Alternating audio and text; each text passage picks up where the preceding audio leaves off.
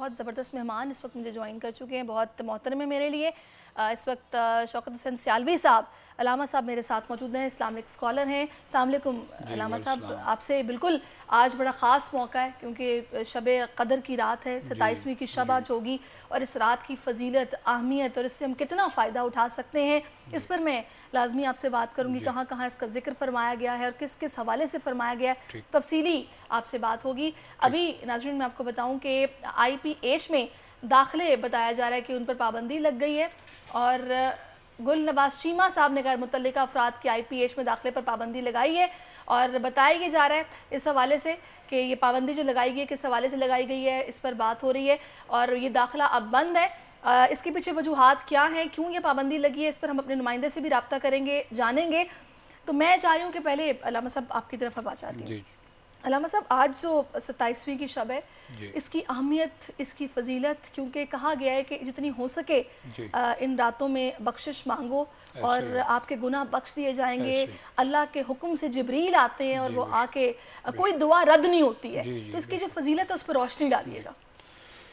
حامداً و مصلیاً و مسلما، بسم اللہ الرحمن الرحیم، انا انزلناہ فی لیلۃ القدر وما ادراک ما لیلۃ القدر لیلۃ القدر خیر من الف شہر تنزل الملائکۃ والروح فیہا باذن ربہم من کل امر سلام ہی حتی مطلع الفجر۔ بہت شکریہ، آپ نے آج بول ٹرانسمیشن میں انوائٹ کیا، اور میری دلی دعا ہے آپ کے لیے اور آپ کی پوری ٹیم اور پوری بول انتظامیہ کے لیے کہ اللہ تعالیٰ ماہ رمضان المبارک کے فیوز و برکات ہمیں اپنے دامن میں سمیٹنے کی توفیق عطا فرمائے۔ شب قدر، جس پر کلام الرحمن کی یہ سورہ قدر نازل ہوئی، اور اس میں پوری خصوصیات کے ساتھ ذکر خیر موجود ہے، اور جہاں امت مصطفیٰ صلی اللہ علیہ وسلم پر بہت ساری خصوصیت ہوئی، ان خصوصیات میں سے، ان انعام و اکرام میں سے شب قدر بھی امت مصطفیٰ کے لیے ایک بہت بڑی خصوصیت ہے، جو کہ پہلی امتوں میں سے کسی کو یہ شب نہیں ملی، سبحان اللہ، اور کسی کو یہ خصوصیت نہیں ملی۔ علامہ محمود آلوسی رحمۃ اللہ علیہ روح المعانی کے اندر ارشاد فرماتے ہیں کہ جبریل امین نبی کریم صلی اللہ علیہ وسلم کی بارگاہ عالیہ میں حاضر ہوئے اور پہلی امت کے لوگوں کی عمروں کا ذکر خیر کیا اور ان کی عبادات کا بھی ذکر کیا، جس پر آپ صلی اللہ علیہ وسلم بہت زیادہ پریشان ہوئے کہ پہلے لوگوں کی عمریں زیادہ تھی، اور پہلی امت کے لوگوں کی جب عمریں زیادہ تھی تو یقیناً ان کی عبادات بھی بہت زیادہ ہوں گی، تو ان کے مقابلے میں میری امت کی کیونکہ عمریں بھی قلیل ہیں تو ان کی عبادات بھی قلیل ہوں گی، تو اس پر اللہ تعالیٰ نے جبریل امین کو سورہ قدر دے کر کے بھیجا اور کہا کہ جائیے جا کر کے میرے پیارے نبی کو بتا دیجئے کہ ہم نے آپ کی امت کو سال میں ایک رات ایسی عطا فرمائی ہے، اگرچہ وہ ایک رات میں عبادت کریں گے تو ان کی ایک رات کی عبادت 1000 مہینوں کی عبادت سے بہتر ہوگی۔ کیا بات ہے، 1000 مہینوں سے بہتر رات۔ جی، 1000 مہینوں سے بہتر رات۔ اور پھر یہ وہ رات ہے، بخاری شریف کے اندر یہ حدیث پاک ہے، نبی کریم علیہ السلام نے ارشاد فرمایا، من قام فی لیلۃ القدر ایمانا و احتسابا غفر لہ ما تقدم من ذنبہ، کہ جو اس شب میں ایمان اور احتساب کے ساتھ عبادت کرے، اللہ کریم ماضی کے تمام گناہوں کو مٹا کر ختم فرما دیتا ہے۔ یہ وہی شب ہے جس میں کلام الرحمن نازل ہوا، یہ وہی شب ہے جس میں عبادت کرنے سے 1000 مہینوں کی عبادت سے زیادہ ثواب ملتا ہے، یہ وہی شب ہے جس میں اللہ کے مقرب فرشتے جو ہے وہ ان کا نزول ہوتا ہے، زمین پر اترتے ہیں، اور ایک روایت کے اندر ہے، درۃ الناسین کے اندر یہ روایت ہے، فرمایا کہ اللہ تعالیٰ جبریل کو اپنی رحمت دے کر بھیجتا ہے، اور فرماتا ہے کہ جبریل جائیے جا کر کے مسلمانوں کے اندر میری رحمت کو تقسیم کیجئے۔ اب جبریل امین مسلمانوں کے اندر اللہ کی رحمت کو تقسیم کرتے ہیں، اور اس کے بعد پھر اللہ کی بارگاہ میں عرض کرتے ہیں کہ باری تعالیٰ میں نے تمام مسلمانوں کے اندر اس رحمت کو تقسیم کر دیا ہے، اب بھی یہ رحمت بچ گئی ہے، تو اللہ کا حکم ہوتا ہے کہ ایسا کرو کہ اب مردوں کے اندر جا کر میری رحمت کو تقسیم کرو. پھر جبریل جا کر کے مسلمان مردوں کے اندر اللہ کی رحمت کو تقسیم کرتے ہیں. پھر اللہ کی بارگاہ میں عرض کرتے ہیں کہ باری تعالیٰ اب بھی رحمت بچ گئی ہے. تو اللہ کا پھر حکم ہوتا ہے کہ اب جائیے ان کفار کو جا کر کے میری رحمت تقسیم کیجئے کہ جنہوں نے اسلام کی دولت سے سرفراز ہونا ہے, جنہوں نے مسلمان ہونا ہے, جائیے انہیں جا کر کے دیجئے تاکہ وہ جلدی سے اسلام کی دولت سے سرفراز ہو جائے. اور فجر ہو جاتی ہے لیکن اللہ کی رحمت ختم نہیں ہوتی. کیا بات ہے. اور آپ یہ دیکھیے کہ اسلام ہی وہ ایسا مذہب ہے جو تیزی کے ساتھ پھیل رہا ہے اور دنیا تک پھیلتا رہے گا. جشن نزول قرآن بھی اسی مہینے میں ہوا. پھر اس رات کی فضیلت جیسے کہ آپ نے بیان کی کہ 1000 مہینوں سے بہتر رات ہے. اچھا, اس میں 22ویں کی ایک شب بھی ہے, 25ویں کی شب بھی ہے, 27ویں کی شب بھی ہے. اس میں یہ مخفی رکھا گیا کہ وہ کون سی ایک رات ہے, اس کے پیچھے کیا حکمت عملی تھی؟ یہی وجہ ہے کہ دیکھیں آپ صلی اللہ علیہ وسلم نے جو ارشاد فرمایا کہ شب قدر کو آخری عشرہ کی 5 تاک راتوں کے اندر تلاش کرو. یہ 21ویں شب بھی ہو سکتی ہے, 23ویں شب بھی ہو سکتی ہے, 25ویں بھی ہو سکتی ہے, 27ویں بھی ہو سکتی ہے اور 29ویں بھی ہو سکتی ہے.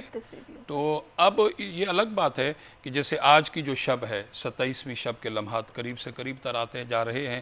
یقیناً ہمارے ناظرین و حاضرین ایک محبت اور ایک جذبے کے ساتھ اس رات کو شب بیداری کا اہتمام کرنے والے ہیں. اللہ تعالیٰ سب کو یہ سعادت عطا فرمائے. تو یہ جو 27ویں شب ہے جمہور کا اس پر اتفاق ہے اور بہت سارے اقوال موجود ہیں کہ یہ 27ویں ہی شب ہے شب قدر. لیکن پھر وہی بات آ جاتی ہے اللہ کے پیارے نبی صلی اللہ علیہ وسلم کے فرمان پر کہ حضور نے جو فرمایا کہ آپ رمضان المبارک کے آخری عشرہ کی تاک راتوں کے اندر اسے تلاش کریں کیونکہ یہ شب قدر بدلتی رہتی ہے. تو اس لیے فرمایا گیا کہ آپ 5 تاک راتوں کے اندر شب بیداری کا اہتمام کریں. اس میں کوئی وجہ تھی, کہا گیا ہے کہ اگر ظاہر ہے ہر چیز اگر بیان کر دی جاتی کہ یہ رات ہے اور اسی رات ہی شب قدر ہے تو ظاہر ہے لوگ باقی راتوں میں اس طرح عبادت نہ کرتے, اسی ایک رات میں یہ ایک اہمیت ہے. اور دوسرا دیکھیں اللہ کے نبی صلی اللہ علیہ وسلم کی رحمت پر قربان جائیں اپنی امت سے کتنی پیار اور کتنی محبت تھی کہ سرکار نے ایک تو دیکھیں ہمیں آخری عشرے کا کہہ کر پھر مزید آسانی کر کے بتا دیا کہ یہ 5 تاک راتیں ہیں. اچھا, اب اس کو جو پوشیدہ رکھا, مخفی رکھا, یقیناً اس میں حکمت یہی ہے. اگر سب کچھ ہی بتا دیا جاتا تو اس کی اہمیت ختم ہو جاتی. اب اس کے حصول کے لیے انسان 5 تاک راتوں کا اہتمام کرتا ہے.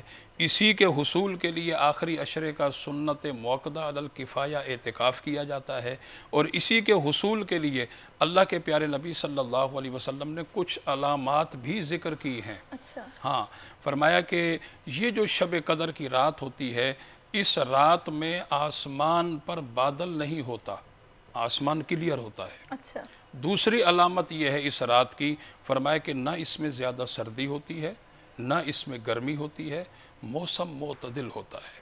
اور تیسری علامت فرمایا کہ اس رات میں شیطان کو ستارے نہیں مارے جاتے. چوتھی علامت فرمایا کہ اس رات کی یہ ہے کہ سمندر کا کڑوا پانی بھی میٹھا ہو جاتا ہے. اور 5ویں علامت بیان فرمائی اس رات کی, فرمایا کہ جب یہ رات ختم ہوتی ہے اور صبح اس کا جب سورج طلوع ہوتا ہے تو وہ بغیر کرنوں کے طلوع ہوتا ہے اور ایسا سورج طلوع ہوتا ہے جیسے 14ویں کا چاند. کیا بات ہے, سبحان اللہ, سبحان اللہ. تو یہ ساری علامات یقیناً امت مصطفیٰ کے لیے آسانی کر دی ہے. اب یہ ہم اچھا, اس میں میں چاہوں گی, اب معذرت چاہوں گی, آپ کی بات میں نے ایک دم کاٹی ہے. اس میں جو ہمیں حکم ہے کہ جتنی ہو سکے عبادت کرو, اس رات کا فائدہ اٹھاؤ, کیا طریقہ کار ہونا چاہیے جو اہتمام ہمیں کرنا ہے, اس کا صحیح طریقہ کار کیا ہے جو کہ ظاہر ہے ہمارے لیے تو اسوہ حسنہ جو کہ مشعل راہ ہے اسی پر ہمیں عمل کرنا ہے, وہ کیا تھا؟ نبی کریم کس طرح اہتمام کرتے تھے اور کس طرح سے عبادت ہوتی؟ جی, میں عرض کروں, دیکھیں اس میں جو ہے وہ زیادہ سے زیادہ نفلی عبادات کا اہتمام کیا جائے. اس میں نماز صلاۃ التسبیح کا اہتمام کیا جائے جو کہ آپ صلی اللہ علیہ وسلم نے نماز صلاۃ التسبیح اپنے چچا حضرت عباس سے فرمایا کہ ہو سکے تو آپ اسے روز پڑھیں. روز نہیں پڑھ سکتے تو ہفتے میں ایک بار پڑھیں, ہفتے میں ایک بار نہیں پڑھ سکتے تو مہینے میں ایک بار پڑھیں, مہینے میں نہیں پڑھ سکتے تو سال میں ایک بار پڑھیں, اگر سال میں نہیں پڑھ سکتے تو کم از کم زندگی میں ایک بار پڑھ لیں. اس کا بہت بڑا اجر و ثواب ہے. تو ہمیں اس میں نماز صلاۃ تسبیح کا اہتمام کرنا چاہیے. اور اگر وقت ہو اجازت دے تو آپ مجھے بتائیے، میں اس کا طریقہ بھی بتا دوں گا. جی آپ طریقہ بتا دیجیے. نماز صلاۃ تسبیح جو ہے یہ 4 رکعت نماز ہوتی ہے اور نفل کے مانند ہوتی ہے. اس سے جو ہے ہم اس کا جو پڑھنے کا طریقہ ہے وہ آپ عموماً مساجد میں اس کی جماعت بھی ہوتی ہے، آپ جماعت کے ساتھ جا کر کے پڑھیں تو زیادہ بہتر ہے. اور اگرچہ انفرادی طور پر میری مائیں اور میری بہنیں، میری بیٹیاں مجھے سن رہی ہیں، وہ یقیناً اپنے گھروں کے اندر اس کی ادائیگی کا اہتمام کریں. اور جو میرے بزرگ نوجوان اور میرے بچے اگرچہ انفرادی طور پر پڑھنا چاہیں تو وہ بھی پڑھ سکتے ہیں، کوئی قباحت نہیں ہے. اس کا طریقہ یہ ہے کہ آپ 4 رکعت کی نیت کریں. تکبیر تحریمہ کہہ کر آپ نے سب سے پہلے ثنا پڑھنی ہے، اور ثنا پڑھنے کے بعد آپ نے سبحان اللہ والحمد للہ ولا الہ الا اللہ واللہ اکبر، یہ تیسرا کلمہ ہے اور اس کو یہاں تک پڑھنا ہے، پورا نہیں پڑھنا. سبحان اللہ، میں پھر سے پڑھ دیتا ہوں، سبحان اللہ والحمد للہ ولا الہ الا اللہ واللہ اکبر. ہم نے اس سے 15 بار پڑھنا ہے ثنا کے بعد. اس کے بعد ہم نے اعوذ باللہ من الشیطان الرجیم پڑھنا ہے، تسمیہ بسم اللہ الرحمن الرحیم، پھر سورۃ الفاتحہ اور کلام الرحمن کی جو بھی آیات یاد ہیں وہ اپنی آسانی سے وہ پڑھ لیں، کوئی سورت آپ تلاوت کر لیں. پھر قیام میں کھڑے کھڑے 10 بار یہی تسبیح ہم پڑھیں گے، سبحان اللہ والحمد للہ ولا الہ الا اللہ واللہ اکبر. پھر اس کے بعد ہم نے اللہ اکبر کر کے رکوع میں جانا ہے. پھر سب سے پہلے ہم نے رکوع کی تسبیح پڑھنی ہے، اور رکوع کی تسبیح کے بعد پھر یہی تسبیح ہم نے 10 بار. پھر رکوع سے ہم قیام کی طرف لوٹیں گے، پھر کھڑے کھڑے یہی تسبیح 10 بار. پھر ہم نے اللہ اکبر کر کے سجدے میں جانا ہے، سب سے پہلے سجدہ کی تسبیح، اور اس کے بعد پھر یہی تسبیح 10 بار. پھر اس کے بعد ہم تشہد کے مقام پر بیٹھیں گے، پھر یہی تسبیح 10 بار، پھر دوسرے سجدے میں 10 بار. تو ایک رکعت کے اندر 75 بار ہم نے یہی تسبیح پڑھنی ہے، اور 4 رکعت کے اندر 300 بار ہم نے مکمل کرنا. صحیح. اچھا، اب اس میں چاہوں گی تھوڑا سا آپ اس میں علامہ صاحب ذرا روشنی ڈالیے گا. بہت سارے لوگ ہیں جو بہت سارے وظائف بتاتے ہیں، جو کہ خاص طور پہ کہا جاتا ہے کہ اگر آپ اس شب وظائف پڑھیں تو اس سے سارا سال، اگر ہم رزق کی بات کر لیں کہ آپ اللہ کا نام جو ہے وہ تقریباً 300 بار پڑھیں یا رزاق کو انہی نوافل کے ساتھ، تو پورا سال آپ کے ہاں رزق کی کمی نہیں ہوگی، رزق کی کشادگی رہے گی. تو اس رات سے جڑے جو اس طرح کے وظائف ہیں یا پھر اس طرح کی عبادات ہیں، کچھ اس پر بھی روشنی ڈالیے گا. جی میں بالکل، آپ نے جیسا کہا بہت سارے وظائف ہیں، بہت سارے، اور ہر ایک وظیفہ بے مثل و بے مثال ہے. اور اسی طرح جو ہے جیسے ایک تسبیح سبحان اللہ و بحمدہ، اگرچہ 100 بار کوئی اس سے پڑھ لے تو فرمایا گیا کہ سمندر کی جھاگ کے برابر بھی اگر اس کے گناہ ہوں گے یا اس سے بھی زیادہ اس کے گناہ ہوں گے تو اللہ کریم ان تمام گناہوں کو مٹا کر ختم فرما دے گا. اسی طرح جو ہے یا حی یا قیوم برحمتک استغیث، یا حی یا قیوم برحمتک استغیث، یہ بہت ہی مجرب عمل ہے، اور بزرگان دین سے باقاعدہ جو ہے وہ ان کے معمولات سے یہ چیز ثابت ہے کہ حصول رزق کے لیے یہ بہت ہی مجرب چیز ہے. اگرچہ 165 بار اول آخر 11 بار درود شریف کے ساتھ اس سے پڑھ لیا جائے تو انشاءاللہ اللہ کریم رزق کی کمی کو دور کر دے گا، اور انشاءاللہ اللہ اسے ایسی جگہ سے رزق عطا فرمائے گا جہاں اس کا ذہن و گمان بھی نہیں ہوگا. بہت اچھا، آپ نے اچھا سے بتایا. یہ اچھا مجھے بتائیے گا علامہ صاحب، بہت سارے ہمارے ایسے پیارے ہیں جو کہ اس ماہ مقدس میں اللہ کو پیارے ہو جاتے ہیں، اور اکثر ہم سنتے ہیں کہ ہم کہتے ہیں کہ دیکھو کتنی پیاری رات نصیب ہوئی ہے اور کہ اس موقع پر یہ وفات پا گئے ہیں. تو اس حوالے سے اسلام میں کیا مطلب بتایا گیا ہے، اس رات کی فضیلت، اہمیت اس اعتبار سے؟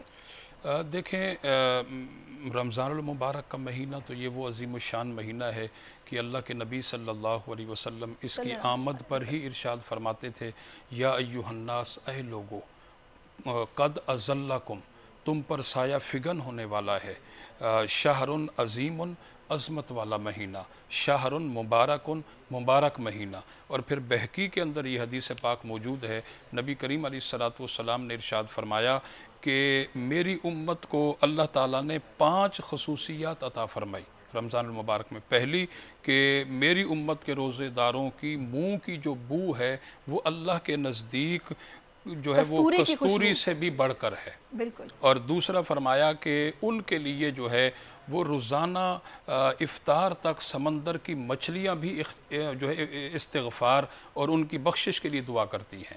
اور نمبر 3 فرمایا کہ روزانہ ان کے لیے جنت کو آراستہ کیا جاتا ہے. اب جیسے آپ کا جو سوال ہے کہ اس میں بہت سارے ایسے اللہ کے بندے ہیں جو دنیا سے رخصت ہو جاتے ہیں، تو اب یہاں حدیث پاک میں تیسرے انعام کا جس کا ذکر کیا جا رہا ہے کہ روزانہ ان کے لیے جنت کو آراستہ کیا جاتا ہے، اور پھر اس میں شیاطین کو قید کر دیا جاتا ہے. پھر جب آخری شب آتی ہے تو فرمایا کہ حضور کی امت کے جو روزہ دار ہیں ان کی بخشش اور مغفرت کر دی جاتی ہے. اب حضور کی بارگاہ میں سوال کیا گیا کہ یا رسول اللہ کیا یہ شب قدر ہے یا شب مغفرت ہے؟ تو حضور نے فرمایا کہ نہ یہ شب قدر ہے نہ شب مغفرت ہے، بلکہ مزدور جب اپنی مزدوری کر کے فارغ ہوتا ہے تو اس سے مزدوری عطا کی جاتی ہے. یہ مزدوری دینے کی رات ہے. تو اس لیے اس مہینے میں اگرچہ کسی کا انتقال ہوتا ہے تو یقیناً یہ خوش بختی کی بات ہے. اتنا مبارک اور عظیم عظمت والا مہینہ، اور جس میں جو ہے وہ جہنم کے دروازے بند کر دیے جاتے ہیں، جنت کے دروازے کھول دیے جاتے ہیں، تو یقیناً وہ جنت میں جائے گا اللہ کے فضل سے. اللہ کے فضل سے بہت بہت اس کے ظاہر ہے اجر بھی ہے، فضیلت بھی ہے، اہمیت بھی ہے، اور عبادات کا جتنا اہتمام کیا جائے وہ کم ہے.